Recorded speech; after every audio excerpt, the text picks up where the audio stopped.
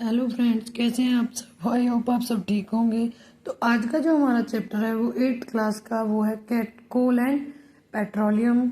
जैसे कि आप वर्ड है कोल एंड पेट्रोलियम, तो आप उसे थोड़ा बहुत अपनी प्रीवियस नॉलेज के साथ कोरिलेट कर पा रहे होंगे। पेट्रोल वर्ड को आप जो है वो कोरिलेट कर पा रहे होंगे पेट्रोलियम को पेट्रोल से, और कोल जो है वो आपने कोयला सुना है उसी से एग्जैक्टली। तो इस चैप्टर के अंदर ये जो वीडियो करने वाले हैं, इस वीडियो में हम पढ़ने वाले हैं नेचुरल रिसोर्स के टाइप, और उसमें कोल। ये जो वीडियो है वो पूरा कवर करेगी कोल को। इसके साथ हम पढ़ना स्टार्ट करेंगे। तो नेचुरल रिसोर्स सबसे पहले वेरी फर्स्ट जो है वो हम इस चैप्टर के अंदर पढ़ेंगे नेचुरल रिसोर्स। नेचुरल रिसोर्स होते क्या हैं? नेचुरल रिसोर्स जो होते हैं वो थिंग्स जो कि हमें नेचर से प्रोवाइड होती हैं, जो कि हमें as we can say that जो हमें गॉड गिफ्ट होती हैं भाई, जो हमें नेचर जो है प्रकृति जो हमें दे रही है। जैसे कि आपका एयर हो गया, सनलाइट हो गया, प्लांट्स हो गया, ये सब क्या है आपके नेचुरल रिसोर्स। नेचुरल रिसोर्स भी जो होते हैं वो टू टाइप के होते हैं। एक होता है आपका इनऑक्जेस्टिबल नेचुरल रिसोर्स और second is exhaustible natural resource. तो क्या होता है कि नेचुरल रिसोर्स जो होते हैं वो टू टाइप के होते हैं। एक तो कुछ नेचुरल रिसोर्स जो होते हैं वो होते हैं जो कि एक टाइम के बाद जब उन्हें रेगुलरली यूज करते रहते हैं तो वो एक पर्टिकुलर टाइम के बाद क्या होता है वो खत्म हो जाते हैं। जैसे कि आपने सुना होगा कि भाई पेट्रोल के दाम बढ़ गए, या फिर आप सुन लेते हो कि भाई गैस जो है, एक टाइम आया था कि जब एलपीजी जो थी बार बार जो होते इसके रेट जो है वो वेरी करते रहते हैं भाई, बढ़ते रहते हैं। और एक टाइम में ये भी था कि जो गवर्नमेंट ने रूल्स अप्लाई किया था कि भाई एक घर में एक ही गैस चूल्हा, मतलब एक सिलेंडर जो है एक महीने के अंदर एक ही एलपीजी का जो सिलेंडर है वो प्रोवाइड कराया जाएगा। तो क्या होता है कि कुछ नेचुरल रिसोर्स वो होते हैं जिन्हें हम यूज करते रहते हैं और वो एक टाइम के बाद एग्जॉस्ट हो जाते हैं, ख़त्म हो जाते हैं। और कुछ नेचुरल रिसोर्स ऐसे होते हैं जो कि जिन्हें हम कंटिन्यूसली यूज भी करते हैं, लेकिन वो क्या होते हैं वो ख़त्म नहीं होते। तो नेचुरल रिसोर्स जो होते हैं वो टू टाइप के होते हैं। एक तो होता है इनएग्जॉस्टिबल नेचुरल रिसोर्स और एक होता है exhaustible natural resource. Inexhaustible natural resource को हम वो नेचुरल रिसोर्स जो कि अनलिमिटेड क्वांटिटी में जो है वो प्रेजेंट होते हैं, जो कि जिन्हें कंटिन्यूसली ह्यूमन एक्टिविटीज के में यूज करने के बाद भी वो कभी ख़त्म नहीं होते। और सेकंड होते हैं एग्जॉस्टिबल नेचुरल रिसोर्स, वो नेचुरल रिसोर्स जो कि यूज करने के बाद एक पर्टिकुलर टाइम के बाद जो होते हैं वो खत्म हो जाते हैं। तो सबसे पहले हम पढ़ेंगे इसमें inexhaustible natural resource. Inexhaustible natural resource होते क्या है? इन्हें ना हम रिन्यूएबल नेचुरल रिसोर्स भी बोल सकते हैं। जैसे कि आपका सनलाइट हो गया, वाटर हो गया, एयर हो गया, ये सब क्या है आपके इनएग्जॉस्टिबल। भले से हम इन्हें कितना भी यूज करें, इन्हें हम रीन्यूएबल भी बोल सकते हैं कि भाई कितना भी यूज करते रहें लेकिन ये कभी ख़त्म नहीं होंगे। इसलिए आपने सुना होगा कि भाई इलेक्ट्रिसिटी से चलने वाली, चार्जिंग से चलने वाली स्कूटी, बाइक, कार वगैरह आ रही हैं। इसके बाद कुछ जो है वो डिस्कवरी होती जा रही है कि क्या होता है कि भाई ऐसी भी वो आएंगी, कार आएंगी आपकी जो कि विंड के साथ चलेंगी या इलेक्ट्रिसिटी के साथ जो बाइक वगैरह चलती हैं। तो एक आपने विंड पावर सुना होगा। विंड पावर क्या होता है? पवन चक्की होता है। आप कहीं आते हैं जाते हैं, कभी आपने देखा होगा। तो विंड पावर को यूज करके, वाइट हवा को यूज करके क्या बनाते हैं? इलेक्ट्रिसिटी प्रोड्यूस करते हैं, क्योंकि ये एक ऐसा नेचुरल सोर्स है जो कि कभी खत्म नहीं होता। इसके बाद आपने सोलर पावर देखी होगी। आपने देखा होता है कि कई बार घरों में कई जगह क्या होता है वो चार्जर टाइप के लगे हुए होते हैं सोलर पावर, जैसे कि इलेक्ट्रिसिटी प्रोड्यूस की जाती है। क्योंकि सनलाइट जो है वो एक ऐसा नेचुरल रिसोर्स है जो कि कभी खत्म नहीं होगा। इसके बाद हम पढ़ते हैं आपका inexhaustible natural resource. Inexhaustible natural resource वो नेचुरल रिसोर्स होते हैं जो कि एक कंटिन्यूसली यूज के बाद क्या होते हैं कि ये खत्म हो जाते हैं। इनकी जो अमाउंट होता है, क्वांटिटी जो होती है वो लिमिटेड होती है, और ये एक पर्टिकुलर टाइम के बाद जो होते हैं वो खत्म हो जाते हैं। जैसे कि आपका पेट्रोल हो गया, कोल हो गया, गैसेज हो गई, ये सब क्या है? Exhaustible natural resource.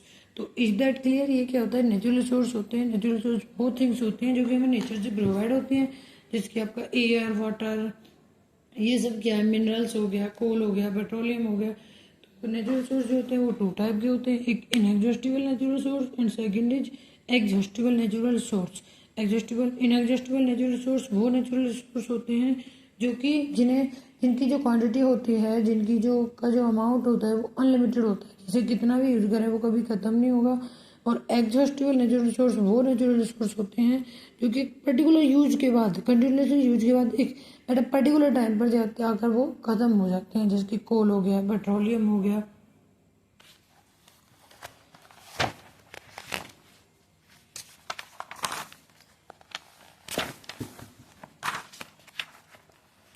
इसके बाद है, इसमें पढ़ेंगे हम, इस वाले चैप्टर में पढ़ेंगे हम कोल। कोल क्या होता है? कोल जो होता है वो हार्ड स्टोन होता है, स्टोन लाइक स्ट्रक्चर होता है, ब्लैक कलर का होता है, जिसके आप देख सकते हैं। ये क्या है? कोल है। कोल जो होता है किसे यूज करते हैं? आप खाना बनाने के लिए भी क्या होता है? कोल का यूज किया जाता है। और पहले टाइम में, प्रीवियस ईयर्स में क्या होता था कि रेलवे जो थी वो कोल्स की होती थी। रेलवे के जो इंजन होते थे उसमें कोयले का यूज करके क्या एनर्जी, इलेक्ट्रिसिटी प्रोड्यूस की जाती थी, एनर्जी प्रोड्यूस की जाती थी। और बहुत से थर्मल पावर प्लांट्स भी बनाए जाते हैं जिनसे कि इलेक्ट्रिसिटी प्रोड्यूस की जाती है कोल्स के थ्रू। और बहुत वेरियस इंडस्ट्रीज में भी कोल का यूज होता है। कोल की स्टोरी क्या है?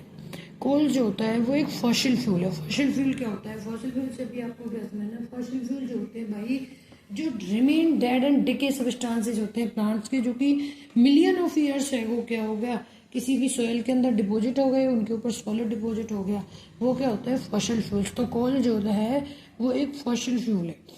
कोल जो होता है, कोल की जो फॉर्मेशन होती है वो मिलियन ऑफ ईयर्स में, कोल्स की जो फॉर्मेशन जो होती है वो मिलियन ऑफ ईयर्स में बनता है। कि भाई अर्थ के ऊपर क्या होता है? डेंस फॉरेस्ट प्रेजेंट होता है। और क्या होता है कि भाई ब्यूरिड हो जाता है, या फिर कुछ चीज़ें टूट जाती हैं, वो सब क्या होता है? ब्यूरिड होता है। तो जो फॉरेस्ट जो होता है वो बरेड हो गया भाई, जल गया या फिर गिर गया। उसके बाद क्या होता है? उसके ऊपर थोड़ा सॉलिड डिपॉजिट हो जाता है, सॉइल डिपॉजिट होती चली जाती है मिलियन ऑफ ईयर्स तक। और उसके साथ ही क्या होता है कि ये इसमें टेम्परेचर, अर्थ के अंदर क्या होता है, वो टेम्परेचर हाई होता है, प्रेशर इंक्रीज होता है, टेम्परेचर इंक्रीज होता है। और जो डेड प्लांट होते हैं वो किस में कन्वर्ट हो जाते हैं? कोल्स में। और ये जो प्रोसेस होती है dead plants and dead plants से कोल के बनने की जो प्रोसेस होती है उसे बोलते हैं कार्बोनाइजेशन। क्या होता है? डेड प्लांट से कोल बनने की जो प्रोसेस होती है उसे क्या बोलते हैं? कार्बोनाइजेशन। आप जैसे कि बहुत वेराइटीज होती हैं कोल की, जैसे कि आपका पीट हो गया, लिग्नाइट हो गया, बिटुमिनस हो गया, ये सब क्या होते हैं? कोल होते हैं। और इसके कोल, भाई कोल जो प्लांट्स जो हैं वो क्या होता है कि डेंस जो फॉरेस्ट है भाई वो बरेड हुआ, फिर अर्थ के अंदर डिपॉजिट हुआ, सॉइल उसके ऊपर डिपॉजिट हुई, वो कार्बनाइजेशन की जो प्रोसेस हुई। तो क्या इसमें सिर्फ कोल ही बनता है? क्या इसके अंदर सिर्फ और सिर्फ कोल की फॉर्मेशन ही होती है? नहीं, इसके अंदर सिर्फ और सिर्फ कोल की फॉर्मेशन नहीं होती, इसके साथ प्रोडक्ट बनते हैं। जिसकी सबसे पहले एक प्रोडक्ट जिसके बारे में बताएंगे आपको, कोक। कोक क्या होता है? कोक जो होती है प्योर फॉर्म होती है कोल की। कोक जो होता है वो प्योर फॉर्म होती है कोक की, कोल की।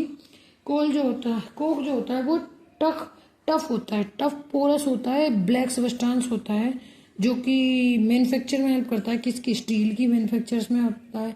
और मेटल्स का जो एक्सट्रैक्शन होता है, एक्सट्रैक्शन की जो प्रोसेस होती है उसमें भी क्या होता है? कोक की का यूज होता है। तो पहला प्रोडक्ट जो होता है कोक होता है भाई।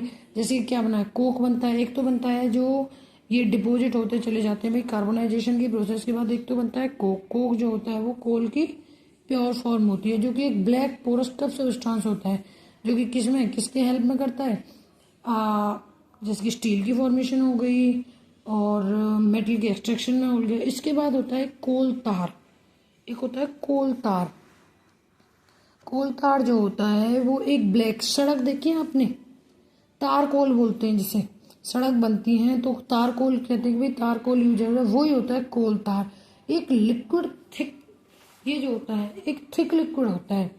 और इसकी जो स्मेल होती है वो अनप्लेजेंट होती है। इसको सड़क बनाने के लिए और सिंथेटिक डाइज बनाने में, ड्रग बनाने में और परफ्यूम, पेंट वगैरह बनाने के लिए यूज किया जाता है। इसके बाद आती है एक गैस आती है जिसे कि कोल गैस बोलते हैं। क्या होता है? कोल गैस होती है। केल गैस कुछ नहीं होती।